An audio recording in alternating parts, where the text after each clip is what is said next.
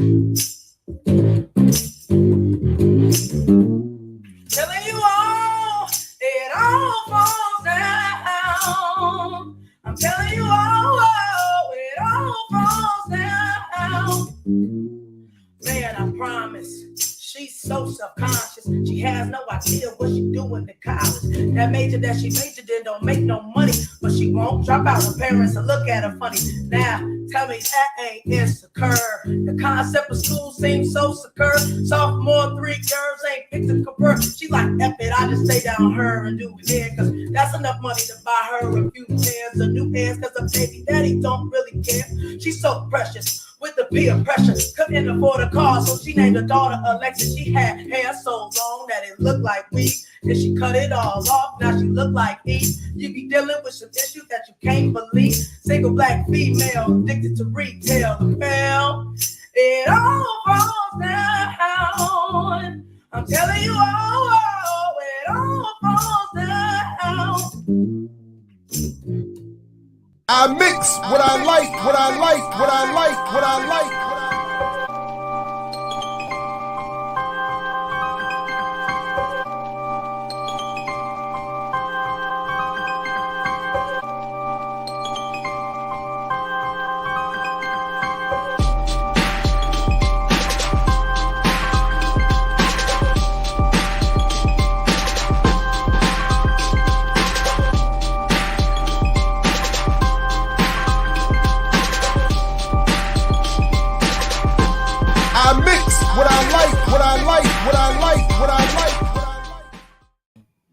Yes, yes, yes. What's up, world? Welcome back again to BPM, another edition of I Mix What I Like right here with me, Jared Ball. Peace.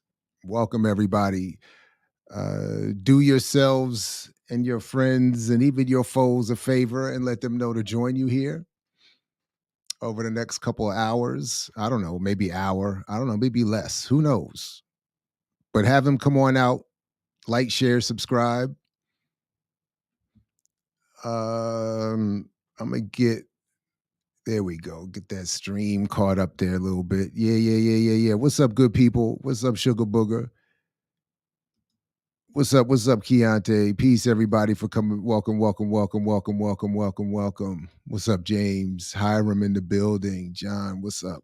Chitty Matcha? Yeah, we back again. Leah in the building. Bryce, what's up?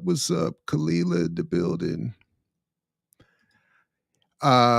Anyway, so big shout out to all of you who recommended that I watch this film. I'm glad I did. And having had a chance to check out at least a couple of things regarding the history after the fact,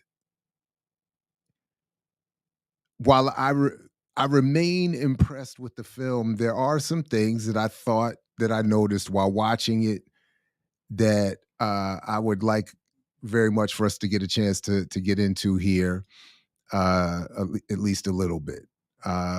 So, spoiler alert, if you have not seen the film, there will be spoilers, so feel free to dip out and come back another time. Otherwise, please welcome and enjoy the conversation.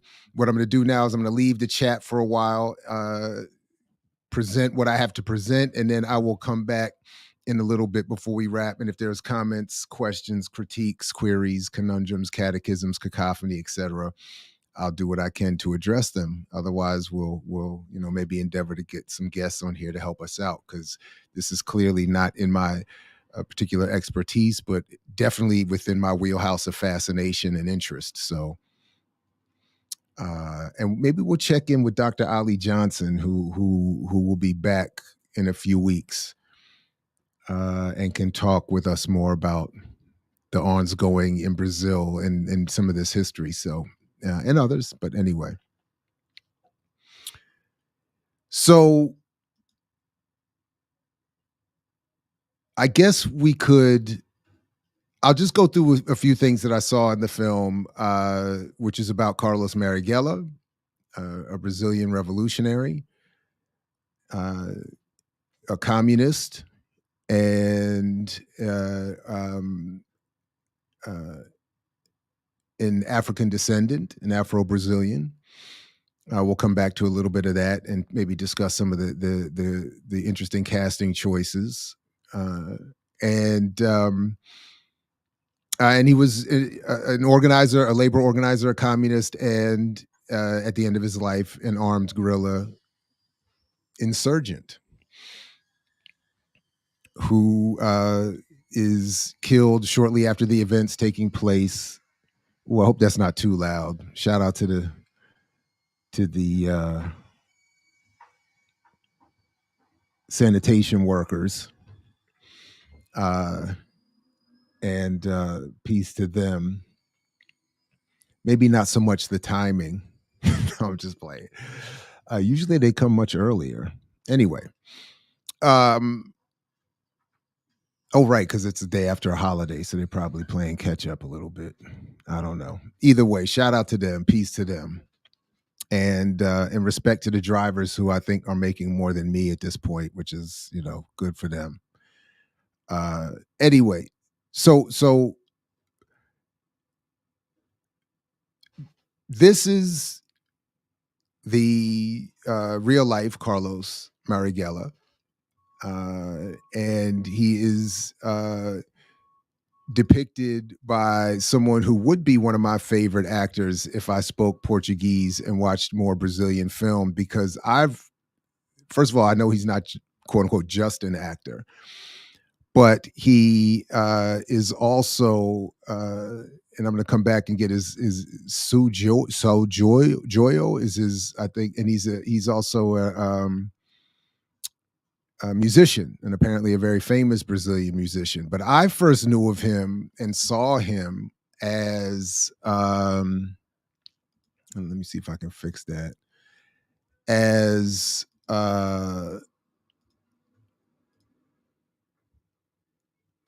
he played the father of, now that's too much. That's in the way. He played the father of Pele in one of the more recent films, in a great film about Pele.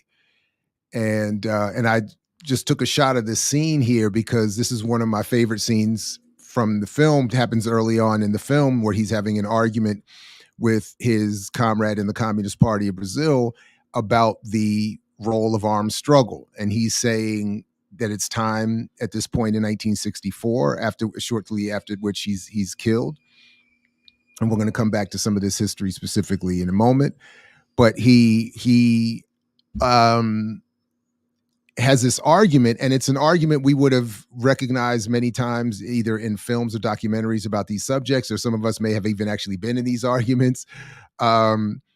It's an argument that came up, we talked about most recently in terms of the book Who Killed George Jackson, but it's an argument about when and if to engage in armed struggle.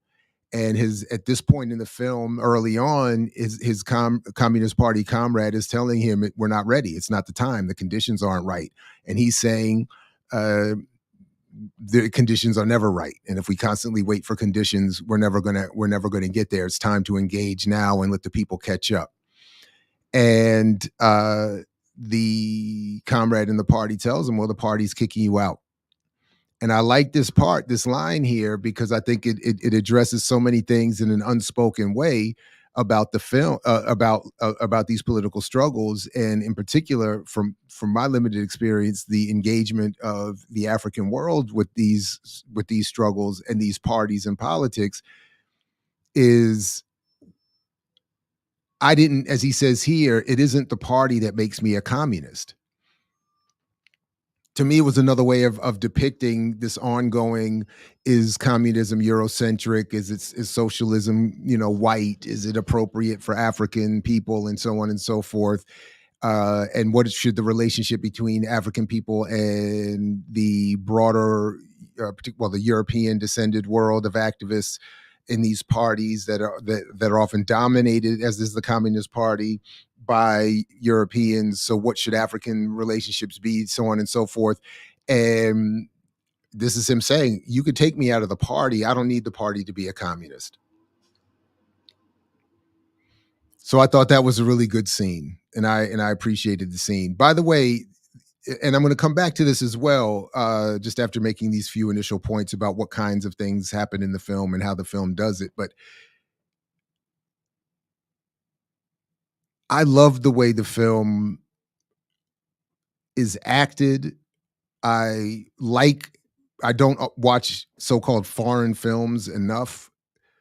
Um, but I like to be reminded of what is obviously known, but not often enough thought about. I think the world body of people and actors, and that there's so many more competent actors from all over the world than we get to see in US based film, certainly around the Hollywood machine that is constantly giving us through the star system a handful of mostly white male actors and then a handful of black male and black women, just a handful that populate every single thing, regardless, I think, of their overall talent and more so their ability to convey a message, their willingness to convey a message that suits those in power. So it's just nice on that level to be reminded of the quality of acting and writing and storytelling and filmmaking that can occur and does occur that many of us don't get to see. One thing I meant to do before the program, I just ran out of time, so I'm happy to come back to. I like throughout the movie, you get through scenes like this that are during some sort of action or on their way to some sort of action. They're playing music reflective of a variety of revolutionaries, Zapata, Sandino, and I had meant to just look up a little bit more about each of these figures that I don't know terribly much about, and Zumbi and Cancelhero, whose name Antonio Cancelhero I don't know anything about. So that Zumbi a little bit familiar, but so I like that too. That they worked that in. I thought that was a nice way of working into the film reference to these other revolutionaries and sort of a reminder that the Brazilian struggle that's being depicted here was part of a global movement, and something that was a movement beyond this particular time and space. I really enjoyed that. And the film, again, a point to which we're going to come back, does a lot to focus on the actions taken by the guerrillas.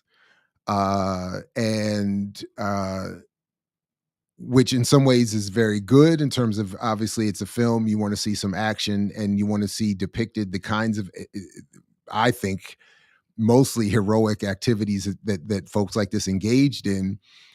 But there's a sort of downside to that as well that we'll consider in a moment. And then in this, really, I thought an obvious and very powerful scene towards the end, after Marighella is assassinated, one of his comrades, in one of the final scenes here, you see her coming to collect more weapons, obviously to make the point that the struggle is going to continue. And then we'll get to the specifics of why the scene occurred this way. But then she does the sort of the fourth wall break and looks right in the camera to, without speaking it, to make the point that, well, I think to make the point that what she's doing depicted in the film is perfectly relevant and maybe even necessary in terms of what is happening today. So it's kind of like the end. My daughters and I watched this yesterday. We also watched a couple weeks ago the film JFK, which, for all of its flaws, I think is really an incredibly well done film in terms of telling a more or less true story with all of the political nuance that Oliver Stone puts in there. It's with all the incredible acting, very well done film. But they do that fourth wall break during the end speech of Jim Garrison, which of course didn't happen in the courtroom, but looking at the camera to basically say, you all need to carry on this struggle, obviously in a different political context, as is being encouraged in this film here. So anyway, I did want to make just a few of those. I just wanted to grab a couple clips or screenshots from, actually not screenshots because you can't screenshot this digital, is a photograph of the screen, because the technology is that impressive to me that they're able to sort of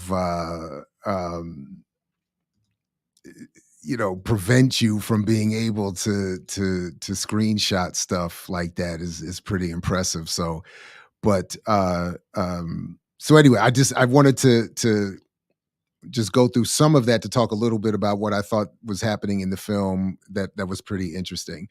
As I said, also again, some of the same debates over armed struggle. When is the right moment? Is there ever a right moment? Later in the film, the comrade that had condemned Marighella for saying it's time comes back and says, you were right, and our hesitance is what's causing more of a problem. We need to go ahead and engage.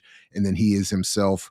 Well, we see him just taken for having supported what I think is a very other interesting point that the film makes, maybe without meaning to make it, or maybe it means to make it, that the comrade is killed for performing a supportive role journalistically, for performing his emancipatory journalistic role, that is producing media and journalism supportive of in this case, armed struggle, but of the communist movement.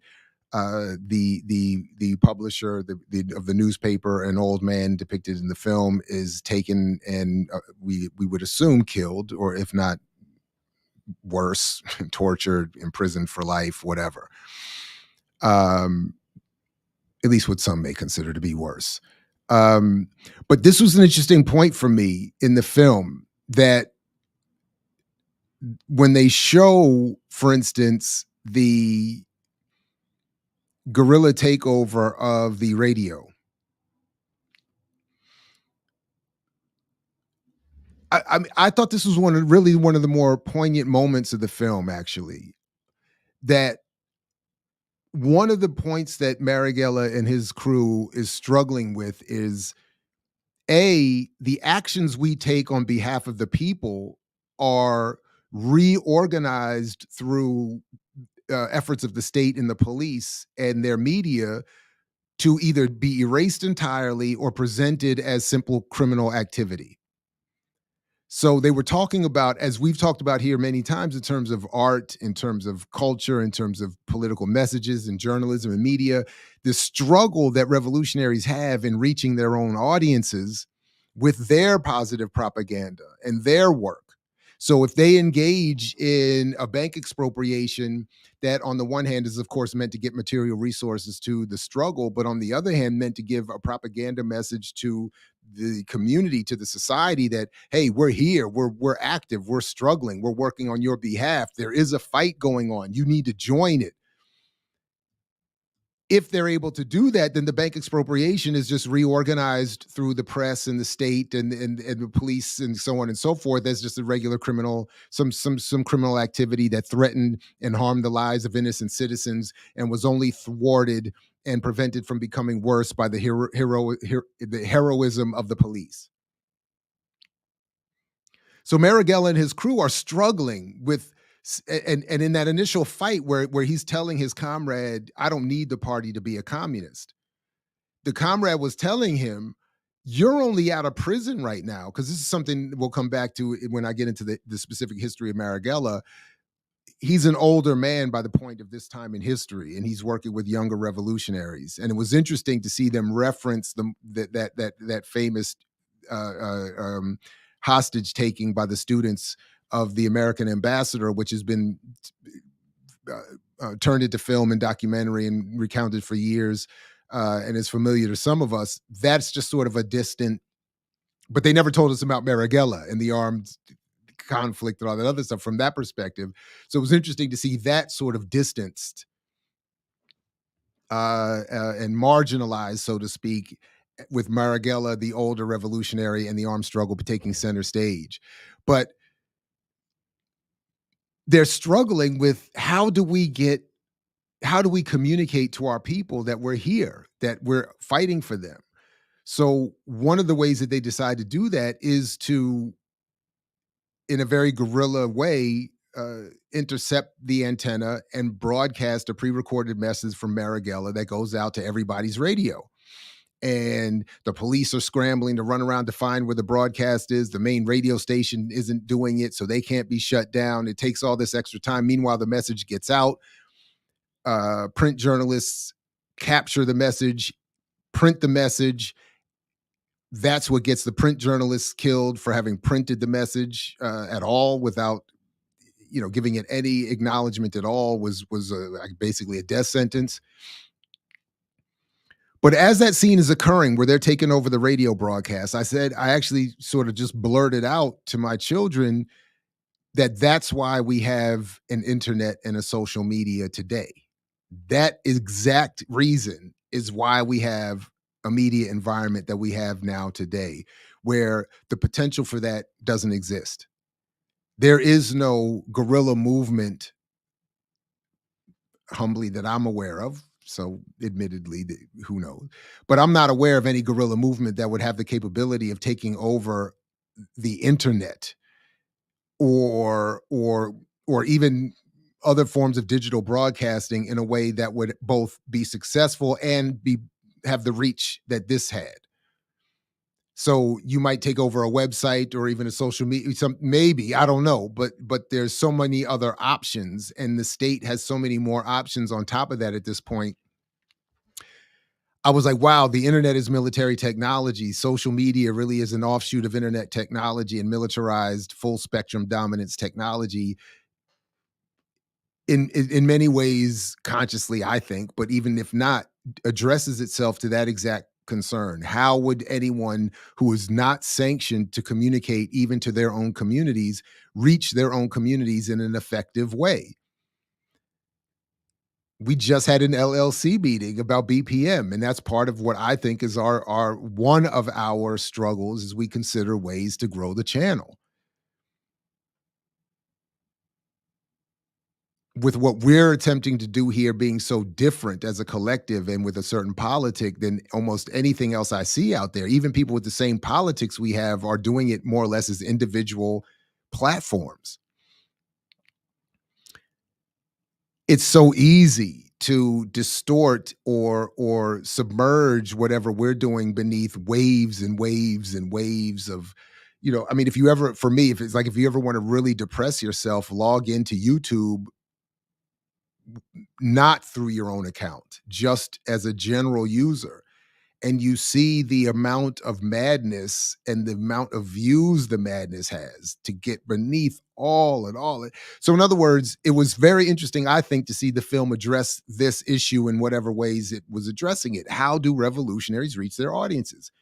When Bob Marley and Jimi Hendrix and Dead Prez, and to a certain extent, at least they said so, I'm not sure to what extent others are saying it today, we can't reach our own audiences with our music.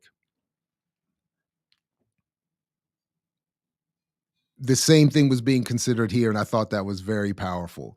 And by the way, the note I made for myself here is that censorship that we saw happening in the film, aggressive attempts to violently censor media that was not sanctioned and that was itself promoting revolution, versus the idea that films are just entertainment. So again, the film is itself demonstrating that films are not just entertainment, and we're going to come back to that very issue. And then the last point was I thought of Daruba, because Marighella's argument, at least depicted in this film, is whatever we think of or not the value of armed struggle, the point does have to be made that there will be victims and casualties on both sides. And if that doesn't occur, it just doesn't matter what your political project is. So it felt very George Jackson, very Daruba, in attempting at least to make that point, even as Marighella, to that standard, waffles in the film. But that's why we see, even after he's killed, his comrade is depicted looking right at the camera as she's reloading, stocking up, picking up. By the way, I thought that was well done as too. But and Marighella's daughter portrays his mother in the film. So you see a very powerful scene where after Marighella is killed, his mother comes to the police house or where the body is, and she's screaming something to the effect. I think she's screaming, "He loved Brazil. He was the best Brazilian. He was a hero," something like that. The power in that scene, a lot of it comes from the fact that it's being depicted by Marighella's real life daughter, who is in the movie portraying his real life mother. So a very powerful scene, um, indeed. So, and I thought that was an important point, and I was shocked to the extent I saw it being made without disrespect in a film that would end up on major media digital outlets. But so the film ends. It's almost 3 hours long. My youngest, in particular, my oldest, we all enjoyed it. My oldest, maybe less so than my youngest. Uh, I really enjoyed it. If for nothing else, it puts radicalism, armed struggle, communist struggle, Pan-African internationalist struggle on the table in a way that is not intentionally meaning, I think, to demean those struggles and histories. It's so it and I think it's well acted, very well acted. I think it's very well paced for such a long film. Uh I I I don't remember really ever feeling, other than just, physical pain or whatever, being like the movie is hard to sit through and watch.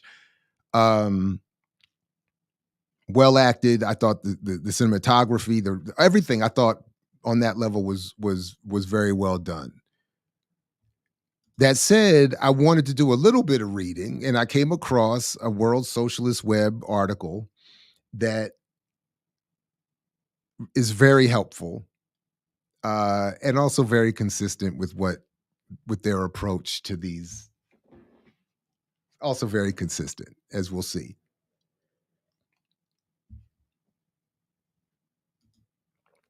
But you know what? But before we get to that, let's take a quick break, and then we'll come back and get to some of the foibles and struggles and the deeper politics and history in the film. So don't go anywhere. They say when you wear Black Power Media gear, you can accomplish anything. You play any and every position. Coaching, to kicking, to receiving, to running and juking. And, oh my goodness, I see that again in slow motion. Get off me. And you're going to have a lot of haters coming at you, but what you got to do is you got to shake them off, and get to your goal and accomplish it. And when that's done, it's a beautiful thing. I'm talking about going hard, extra, for that extra point. And when it's done beautifully, you talking about touchdown. Oh, and the crowd goes wild and they're celebrating with you and everything. Man, let's see that again. Nice. Black Power Media, baby. That's how we do it. Now go to blackpowermedia.org and get you some of that gear. Empower yourself today. Yeah.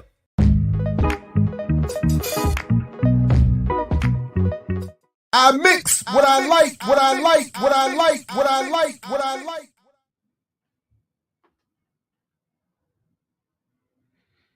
All right. So let's continue on and get to this article here, which by Miguel Andrade from December of 2021. Marighella, film on Brazil's urban guerrilla leaders, screened after 2-year delay. The link to this and to more is in the show description. If you want to read it in more closely, then I'll go through it here. But it raises some, I think, very important points about the film that I wouldn't want us to ignore. So it says here on November 4th of 2021, Marighella premiered in Brazil. The movie is centered on the last 2 years of the life of the longtime Brazilian Communist Party, PCB, member and the later guerrilla leader, Carlos Marighella. The date chosen for the premiere was the 52nd anniversary of Marighella's murder at the hands of the Sao Paulo State Secret Police, the Social and Political Order Department, or DOPS. After its world premiere in 2019, Berlinale, the movie immediately became a target of a vicious far-right campaign in the country and accused it of glorifying crime and communism, considered by then incoming ultra-right Bolsonaro government as one and the same thing. So this is, again, the point that I wanted to just sort of highlight again, that this idea that films are just entertainment, or they're just, they're not to be taken seriously, or that they're not I mean, all of it is nonsense. And those in power, those on the right, those who understand media psychological warfare are very clear that the more you think of it as entertainment, the more easy and susceptible and pliable we are. And that film, as in all media, are not. So if there's film that are not just entertainment, that is, and that if film is to, if a film is to be welcomed into a society, it is to be welcomed by its ruling elite. And the ruling elite did not like this film. If for no other reason, again, it's a pretty clear condemnation of not just the right-wing government of the 60s and 70s, but of the one that existed under Bolsonaro. After its first showing at the Berlin Festival, director Wagner Moura declared, "Our film is obviously not just about those who resisted in the decades of the 1960s and 1970s, but also about those who are resisting today." And by the way, if for those of us who are not aware of this, I was interested to know that Wagner Moura is famously of Narcos and other films. He played Pablo Escobar in the Narcos series on Netflix, and he put on some weight to do it and took Spanish classes and all of that. So it was interesting for me, at least, to learn that he was the filmmaker of Marighella, and that he attempted, from his point of view, to add these radical politics. And as he said explicitly, it's not just about what was happening in the 60s and 70s, but it's about those who, as he says, are resisting today. The film was later subjected to over 2 years of what Moura described as censorship. It confronted unusual bureaucratic delays by Brazil's Ancine Public Film Agency that came amid relentless declarations by authorities in the Bolsonaro government that the country's culture should be liberated from a leftist dictatorship. Amid the right-wing offensive, the film's distributors, Paris Films, indefinitely shelved its premiere, citing unspecified financial concerns. Marighella appeared poised for a mix of official and economic censorship. The Brazilians' rights targeting of the film, which continued to be exhibited and receive awards abroad, increased interest among those opposed to the fascistic Bolsonaro government and its praise for the 1964 to 1985 military dictatorship that Marighella died fighting against. When the film finally premiered on November 4th, it quickly became... So this to me, by the way, is important. And it's a little bit more honest, as is often the case outside of the metropole of empire here in the United States. If Bolsonaro is openly going to praise the dictatorship that destroyed Marighella and many others, of course he's not going to like the film. Whereas here we seem still confused by the mainstream acceptance of films that nominally claim to be challenging histories and movements and politics currently represented in halls of government and other areas of power. So in other words, simply because here in the United States, any president isn't necessarily going to come out and condemn a film for its political content, the simple fact that it's welcomed should be acknowledgement that it is not threatening to that establishment.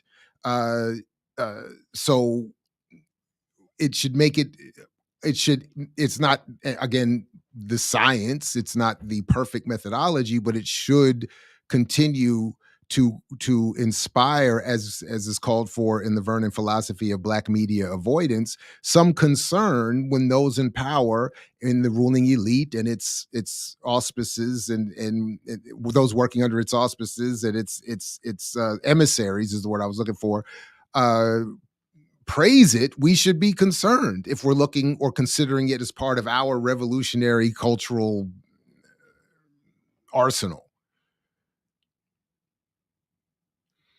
When the film finally premiered on November 4th, it quickly became Brazil's largest grossing movie, ahead of Hollywood blockbusters such as Eternals. Again, to the point that we don't get revolutionary or radical political films because it won't sell, and that's not what the people want. Nonsense. Nonsense. In fact, that's part of the mythology sold to make films like Wakanda and Judas and the Black Messiah and whatever, to be as successful as they are, is that they're being promoted as reflections of a political movement that doesn't actually exist. Anyway, that is a rare achievement for Brazilian film, even considering that Marighella's cast includes famous Brazilian soap opera stars, and the leading role is played by one of the most popular contemporary Brazilian musicians, Sou Jorge. Further testimony to its wide appeal has been provided by news of online protests in poor working class cities on the outskirts of Rio de Janeiro, where theaters were not showing the movie. And again, they're clear. We're not showing the people who will be most likely to be moved and inspired by Marighella. We're not showing them this film. Yet here, we're under this mythology that, what is it? Because we're exceptional Americans, that we've somehow brought the empire to its knees to the point where it will happily give us films that reflect our struggles and inspire them further. I mean, it's almost, it's on its face silly, but I get why it works. But to put it bluntly, as the author here says, the film does fall woefully short of providing any serious portrait of Marighella's life and times, not to mention a perspective for the current challenges facing its wide audience. The first obvious question is, why did Marighella's resistance succeed and was instead wiped out by the US-backed military in a couple of years? And the equally obvious follow-up question would be, what lessons must be drawn from that experience by those who oppose the far right today? So it's interesting as I read this, because it did occur to me watching the film, in my own ignorance, I don't know what happened to the rest of this movement, but I do know that in the 70s, I know vaguely about the 60s to the 80s, things weren't great. So clearly what we're seeing in the film was not, even with the inspirational look into the breaking of the fourth wall, the film is not depicting some successful revolution. But the film doesn't really ask us to consider what happened. So I agree with the catch here by this author. The movie is based on the 2012 biography Marighella, the guerrilla fighter who set fire to the world, by journalist Mario Magalhães. It is also significant for being the first to unearth testimony of an agent who took part in Marighella's murder, providing the first direct evidence that Marighella was not armed and did not resist arrest, as was alleged by the government at the time to justify his assassination, a practice never abandoned by today's democratic police, quote unquote, in Brazil. Mora's choice of focusing only on Marighella's guerrilla period in the last 2 years of his life leads to a generally condescending and moralistic attitude towards both the historical subject and the viewer. That attitude, which Mora considers to be the film's emotional and moral strength, plays a pernicious role with definite political consequences. So I get it. This is the World Socialist website. I get it. They have a particular view of communism and socialism that is beyond my particular understanding, but I understand that it is specific, and this article is going to deal with that. We're going to come to that in a minute. And I also really do appreciate this point, because on some level, I acknowledge I am someone who was so interested and fascinated by the focus on that 2-year period of guerrilla activity that I am susceptible as an audience member to being one who would be inconsiderate or underconsiderate of the broader politics and histories of the time. So I really, and walking away from the film, I was not thinking about any of the things that this article brings up, in part because of my ignorance, but also in part because of my bias for what was the subject and the focus period of the film. So I again appreciate what the author here is doing. Marighella was an extraordinary historical figure in many ways. His mother was the child of Sudanese slaves. So again, here, just in that phrase, we're reminded of this still not corrected worldview of Eurocentricity anyway, perhaps a small thing to some, but it really rings out. These were not slaves, of course. I appreciate the recognition of the Sudanese, identity in particular, but this enslaved anyway. His mother was an enslaved Sudanese known as Malays, or as they were called, Malays, who in 1835 led the largest urban slave revolt in Brazil's history in Marighella's native state of Bahia. His father was an Italian metal worker from Emilia-Romagna, whose countrymen were systematically rejected by Brazilian bosses as troublemakers. So clearly, on both sides of his family, Marighella was he had struggle in his blood. He joined the Communist Party as an engineering student in 1936 at the age of 25. There's a lot more history here that I'm going to just not go through all of it.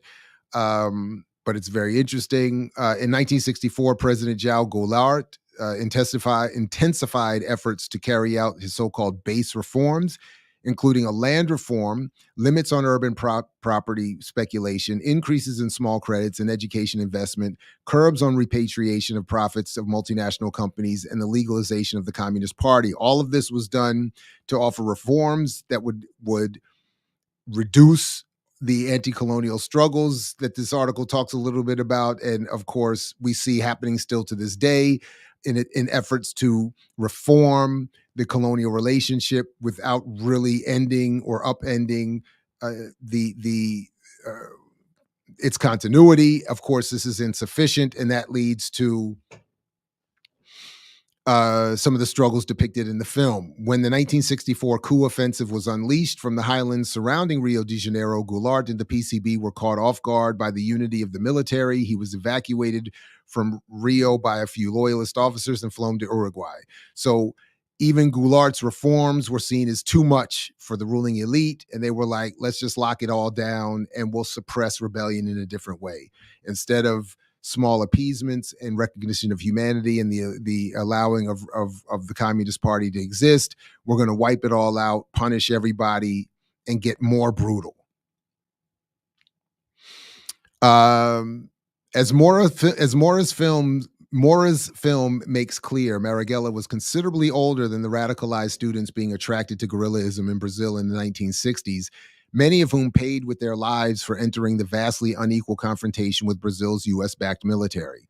Nonetheless, his decades of training under the PCB fighting for the Stalinist two-stage theory had rendered him organically incapable of providing any political alternative or leadership outside of some rather rudimentary tactical prescriptions for the armed struggle. So this is where the article really, it begins in the paragraphs preceding it, but the article really does want to point out what for them is Marighella's flawed understanding of struggle, of communism, the application of Marxist ideas, and so on and so forth, and ultimately sides with the point that armed struggle was imprudent, was a flaw and a mistake, and that it was the result of Marighella's being captured by the Stalinist two-stage theory, which I am certainly I have very little understanding of. But it was clear, the point being, World Socialist Web is not supportive of the Stalinist point of view. Marighella apparently was, and that's part of the shortcoming depicted here. Magalhães and others, that is the author of the book upon which this film is based, and others' accounts of the PCB's internal, that is the Brazilian Communist Party's internal conflicts, established that Marighella had been a chief combatant against genuine Marxism in the party, leading the struggle against anything perceived as Trotskyism, principally the theory of permanent revolution and criticism of Stalinist popular frontism.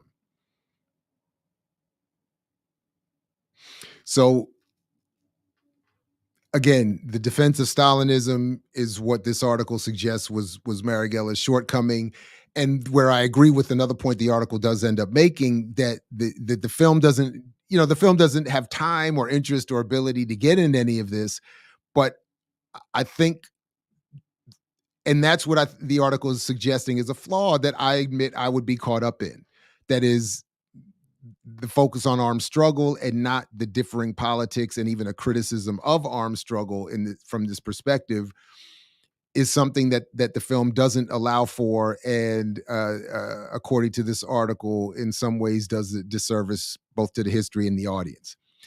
Faithful to his Stalinist training, Marighella and his co-thinkers never opposed the Stalinist theory that Brazil should undergo a bourgeois democratic revolution led by the nationalist bourgeois and petty bourgeois sectors, and crucially, that the working class should be subordinated to that movement. In particular, when it came to the fight against the fascistic right and the dictatorship, Marighella took popular frontism as his starting point. In his clash with the Prestes clique, Marighella remained trapped within the perspective first developed by the PCB in the 1920s that Brazil needed its own Kuomintang, that is, a bourgeois nationalist party to which the working class should be subordinated. The PCB would tirelessly seek to find it in the Labor Party and its factions. Marighella also grew more hostile and contemptuous towards the working class, and his Minimanual, which is linked in the show description of the urban guerrilla, read throughout the world. The organization of the working class is entirely subordinated to helping the rural guerrillas. Even workers' strikes were viewed from a strictly tactical military standpoint as useful cover for staging ambushes of security forces. So again, while I appreciate that this article is saying this all results from Marighella's flawed position in Stalinism, I cannot help, again, with my bias, not advocating or in favor of, but for the recognition of value of what George Jackson was saying and what Marighella is depicted in this film is saying. That at a certain point, it's like, damn all the strikes and damn all the solidarity with workers. We need, well, he's saying, or said of Marighella here, we need a bourgeois nationalist elite that's going to engage in armed guerrilla warfare. From George Jackson's perspective, I don't remember him saying a national bourgeois, but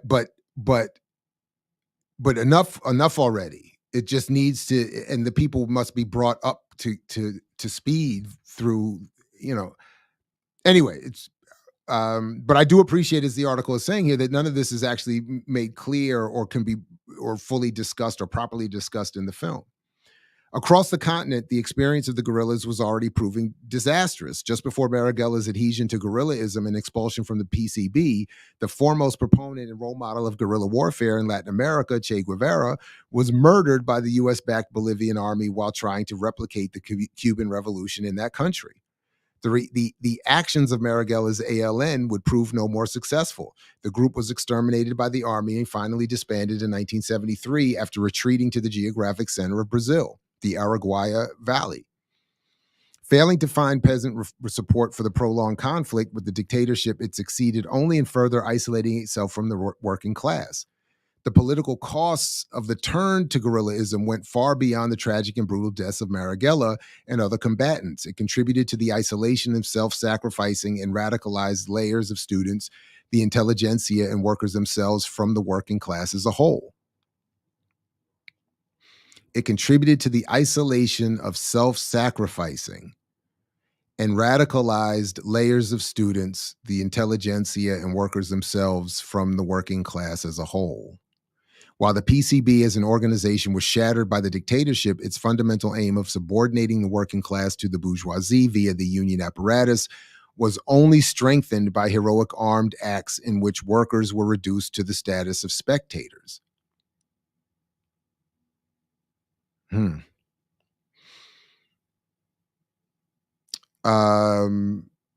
By the way, it talks about some of the fallout of the PCB led to the election of Lula da Silva, who of course is now back in office.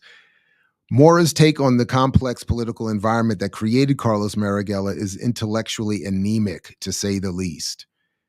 For a wide audience, exposing these crimes is important as in terms of the crimes of the ruling class. As the ruling classes worldwide turned to rehabilitation of the worst crimes of the 20th century, Nazism and its collaborators in Germany and France, Francoism in Spain, and of course the Brazilian military dictatorship by Bolsonaro. That being said, the film's ability to provide a perspective for its audience is seriously undermined by Wagner Moura's politically bankrupt take on Marighella, which turns into a glorification of the worst aspects of political confusion.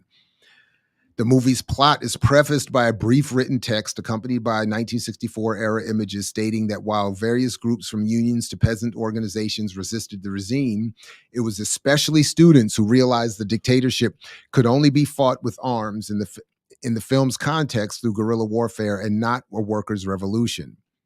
The 1964 coup was taken as fact, warranting no other consideration beyond the crimes to which it gave rise. How it came to be and what it aimed to accomplish are beside the point. The focus of the movie is the spectacular actions of the guerrillas.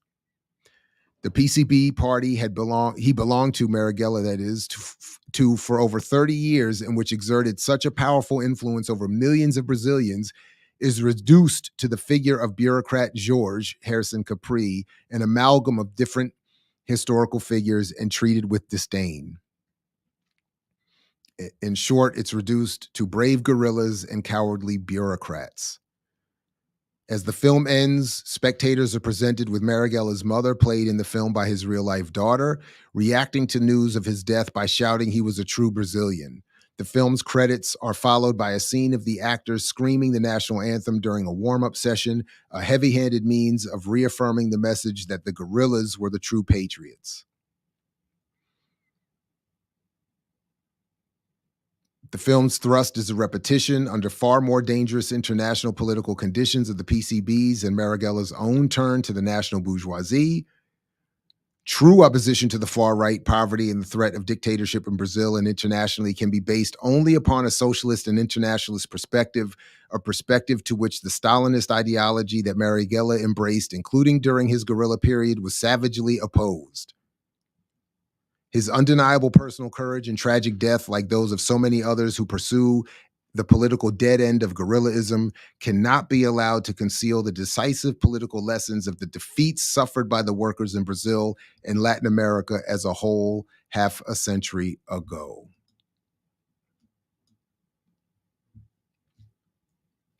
Again, that link, that show, article is linked in the show description. But I think raises very important points and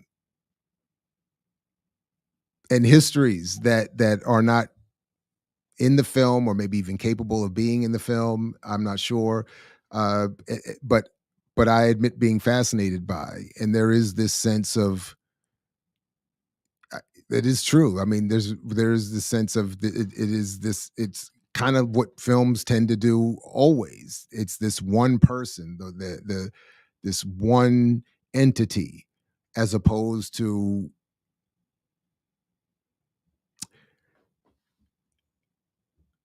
the broad-based amount of work conducted by, in this case, millions of people in the party and beyond. So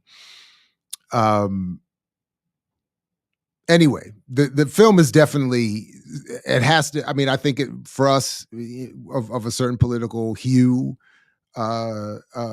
we have to see films like this, and I appreciate that the film was made, and I appreciate that criticism, even if I don't admit to fully understanding all of its arguments related to Stalinism, and admit my biases. But I like to acknowledge those blind spots that I have, and I think many of us have, as in terms of various aspects of this history. So, all right, I'll stop there. Take a very quick pause, and then we can come back. And if anybody has anything, if you don't want to just put it in the comments, I can put the link in. I got a couple minutes. If anybody wants to jump up on here and say anything live, we can do that, or you can restack some comments or questions that you want me to address, or we could just wrap up and I can head back to Tree-lined streets. All right, back in a quick second. Don't go anywhere. More right here. I mix what I like, what I like, what I like, what I like.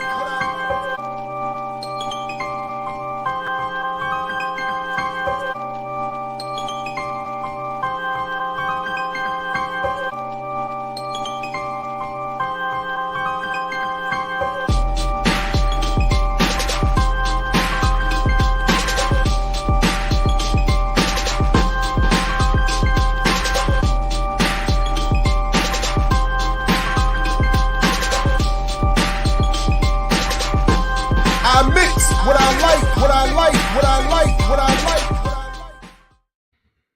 All right, back. Okay, so the link is dropped in the chat if anybody wants to jump up on here and join me. Otherwise, I'm scrolling and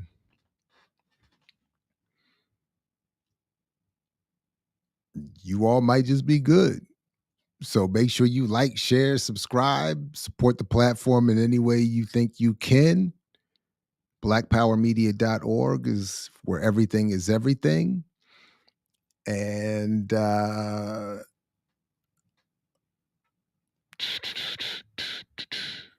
you know,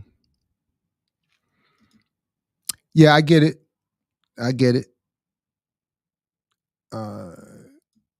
But at the same time, I think it's dope that I don't know. I appreciated reading that article. I thought, there's a lot obviously that I don't know about the stuff, but it's nice to see that there were some. And what are your thoughts of his urban guerrilla warfare? I haven't read. I mean, I've only looked a little bit at the manual. I haven't read it. I'm certainly no expert on it, but I mean, I'm stuck in my George Jacksonness. I mean, that's again, without wanting to be confused with someone advocating anything, because I'm not, and I'm not going to do anything. But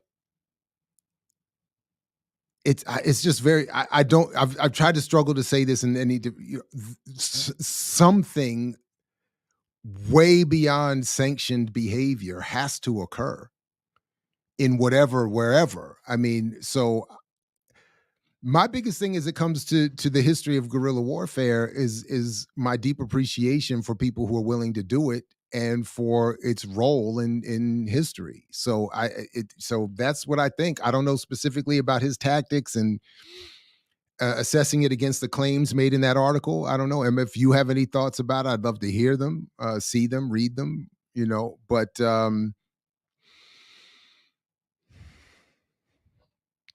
so I'm always hesitant when an article like that is saying, "Oh no, that's just silly Stalinism or childishness," and look what happened. And it is true. I mean, they show, Marighella is killed, his crew is killed or imprisoned and tortured. I mean, and the film does do. I mean, there's a couple of very difficult scenes, by the way, so be warned. I mean, they let you know what these folks suffered. I mean, as much as a film can, and so I'm always gonna be impressed by people and respectful of people who did that. Um, I'm also reminded of what I've often read and seen about torture and warfare, guerrilla warfare, is that everybody breaks and you only have a certain amount of time. So in certain instances in the film, I remember thinking, why would anybody have expected this person not to break? Or how long did you think that you were going to have? But I mean, it's just a film. It's just a thought that but there's some very difficult scenes for sure as that's related. Um, anyway, so that's the best answer I got. Yipper, do you know the real reason why the US switched to digital from analog TV? It's similar to what you mentioned about the radio. Um, I'm not sure if there's something specific you're looking for, but as far as I'm aware, it's just about the evolving technology and the ability that digital has to be duplicated and to penetrate and to be controlled by centralized authority. And in terms of what we saw in the film, it would require, I think, a new level of skill and even technological access for guerrillas to interfere with. It's way more, I think, difficult to deal with satellite technology than it is antennas. Just for instance. But if there's something specific that you were looking for that I'm missing, please let me know. You know, but and again, that's why the internet is military technology, and those involved they're looking for new ways to avoid what we saw in that film there taking place. You know, it would be interesting to compare Marighella's guerrilla warfare to Che's, to Nkrumah's, to whoever's, and I'd even be curious to assess the claims of that article in terms of, first of all, does Marighella do that? Does he just sublimate work unions and workers to supporting guerrilla struggle? And then B, is that wrong?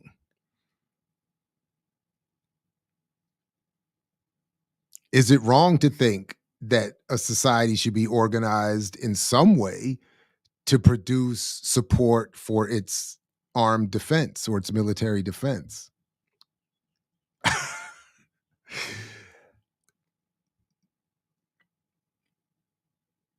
Maybe unions should see themselves as sublimated to the military wing.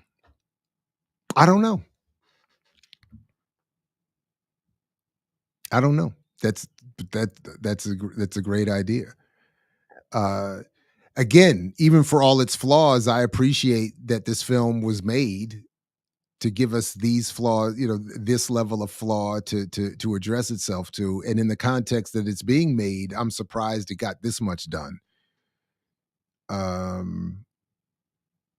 Yeah, Lenin wrote about it too. And honestly, I haven't read enough or remember enough, and I haven't read them in comparison to one another in any organized way. So I would have to. That's a great idea. And again, certainly George did too.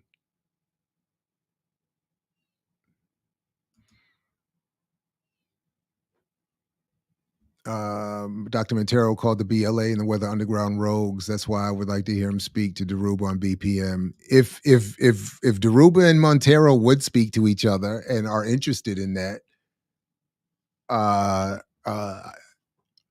would host it. I got no problem with that.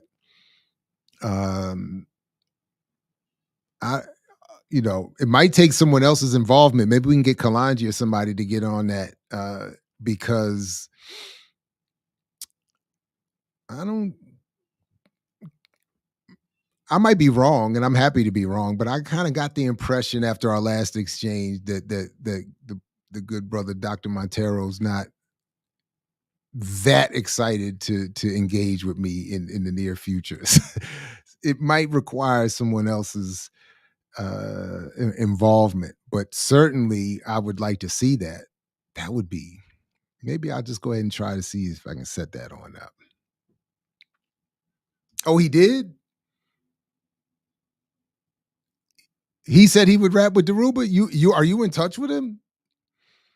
All right, let's go. Fine. I'll ask Deruba. In fact, would you be interested in debating or discussing with Dr. Montero the value and history of armed struggle? Question mark. Here we go. Was the orientation of the movie complicit with neoliberalism or just wrong focused? I don't think you could, Quaker Anarchist, thanks for the question and your constant support of the channel. I don't think the film is oriented towards neoliberalism. I think in maybe a different way, but I agree with the World Socialist Web's critique that it's anti-neoliberalism. Its radicalism is maybe insufficient. It may be just wrongly revolutionary or insufficiently revolutionary, but it's certainly not oriented toward neoliberalism. It's an explicit critique of neoliberalism, if anything. It just may not be the kind of critique that we all agree with. That's all. If that answers your question, but no, I don't think it's at all neoliberal oriented, and that's why it got responded to the way it did.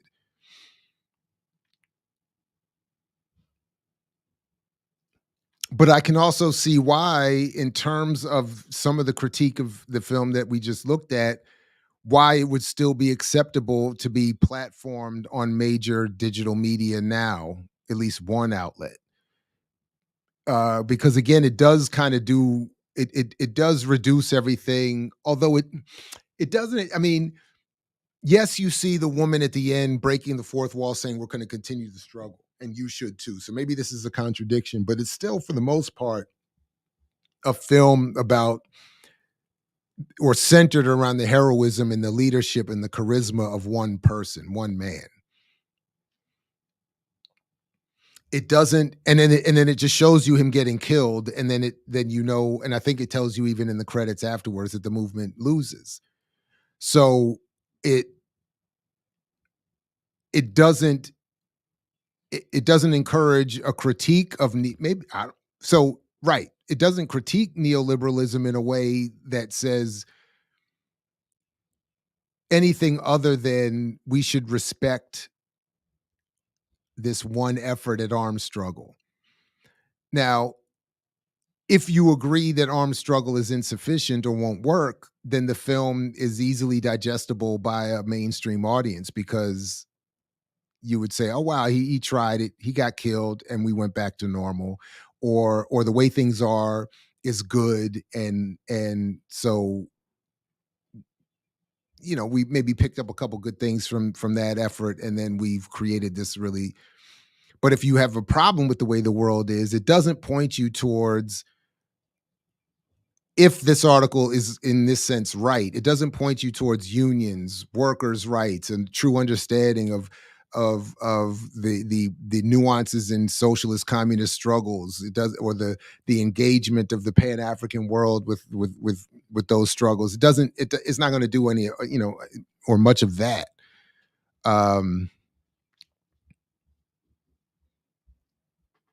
Anyway, I hope that helps.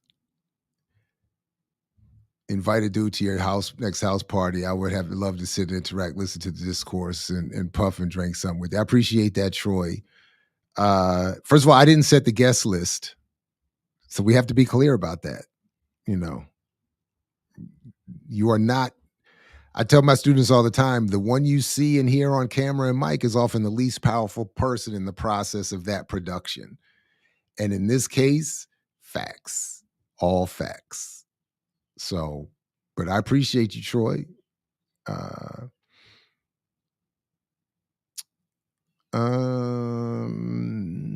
Let's see. I think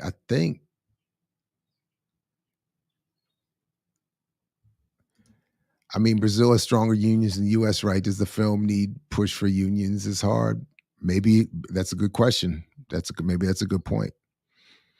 And maybe that's the point. They're unionized to the point where people are saying enough with that. Although I don't know enough, maybe, to what extent that they're going to be mollified by Lula's reelection.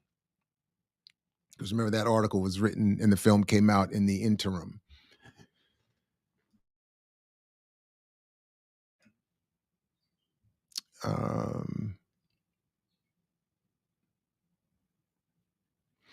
Yeah, we had a good time. I would have crashed it, Karen'd it, if you had lived nearby. I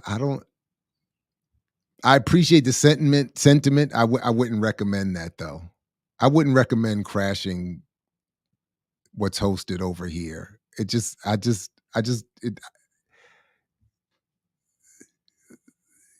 Send an email and a text, get clearance first. I don't know if you just want to.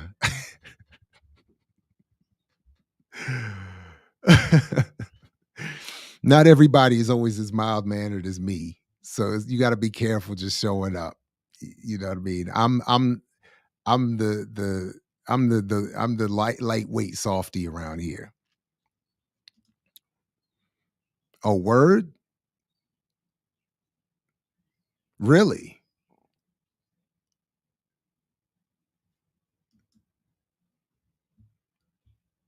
You got unsubscribed? Oh, voluntarily. Oh, all right. Well, then it's not. I don't know.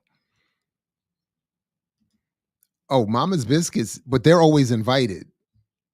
So that's not the issue. It's not the issue. Um, wait, others are getting. Wait, are you all saying you're getting unsubscribed involuntarily? That's not. I don't. That's whack. Um, Emma got You got unsubscribed involuntarily. Wow. I'm sorry to hear that. I don't know.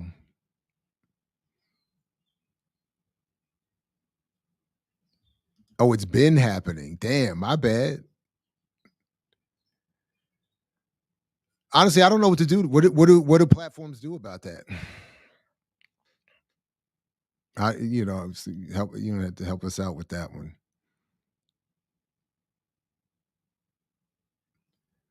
Oh yeah, I set in my chat. That's my way of. Not everybody does this, but I do set the chat that you got to be here for 60 days to be in the chat on this show because I do want some quote unquote purchase because some people just show up here talking crazy, and I'm really not here for it. I'm not interested in that. So I figure if you've been around that long, your craziness would be tolerable or limited. I don't know. Damn, and then the clock starts again for you. Right. I see what you're saying. I see what you're saying. I see what you're saying. Right. There you go. Have a backup.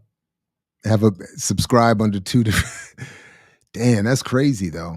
All right. I don't know. Let me know what you think about how we can handle that. Maybe I need to change my policy then. And I just let everybody in. I don't know. You do have to periodically resubscribe yourself with a new YouTube algorithm if you don't free. Wow, really? You got banned from Status Quo. Well, what did you do over there? What did you do?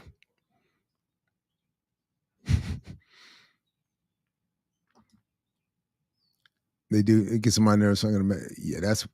Oh yeah, some of the chat. Yeah, some of it. Some folks get a little bit. They get a little bit. It's a little bit out of hand. It's a little bit out of hand. But I do. But that.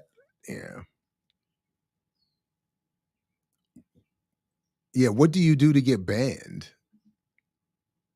What you do to get banned? Give us all a copy of your book to make it up. You know what? I would. And I'm waiting. And when they get here, so stay tuned. We will have there will be a giveaway. To be honest, my biggest problem right now is the delivery part. I don't want to do all of that. I don't want to be making 400 trips and getting 400 labels and I don't want to be doing all of that. That's my only problem. So maybe we need to have like an in-person joint and folks have to come to Columbia and get it. I don't know. That's my only issue right now is I'm feeling real lazy about that. You criticized Jordan Chip for election fear-mongering and was banned. Damn. Well, don't criticize the host on their platform. That's what you get.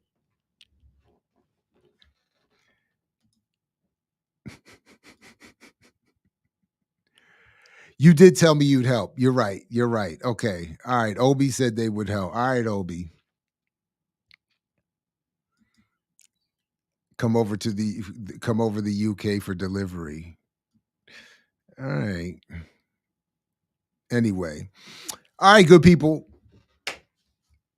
I appreciate you coming through once again. Please like, share, subscribe, ring that bell.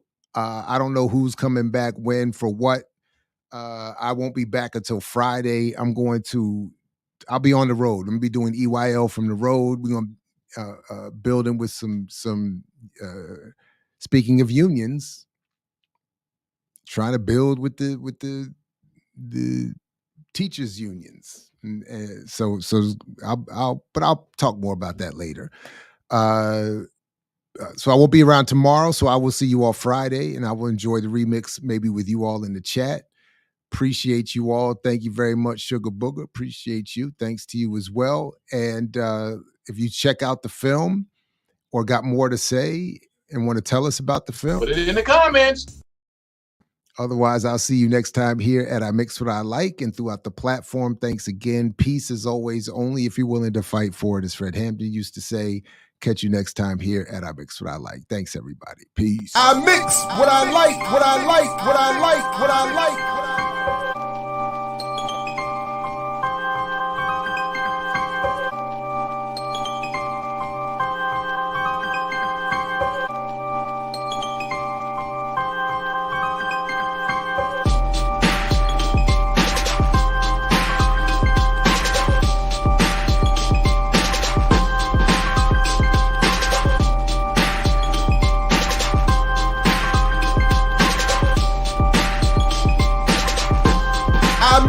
What I like, what I like, what I like.